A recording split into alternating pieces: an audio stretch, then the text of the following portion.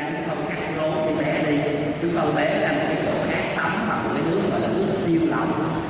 nước đó rất là sạch sẽ, rất là mềm mại, nên quý vị không phải lo lắng chuyện tắm riêng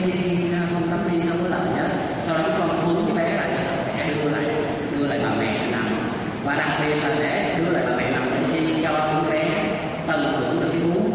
bú sữa đầu của mẹ trong vòng nửa tiếng đồng hồ. Cái sữa đầu trong vòng nửa tiếng đồng hồ là cái sữa đầu cực kỳ quý giá, nó có rất nhiều cái dinh dưỡng và cái chất kháng thể cho con người chúng ta, và cái sữa đó chúng con thường nói là sữa này là sữa tốt nhất cho sự phát triển của trẻ sơ sinh về trẻ nhỏ như thế. Quý vị có tiền quý vị không mua được đâu, người mẹ nên phải tắm rửa, vì khi trong quá trình tăng cồn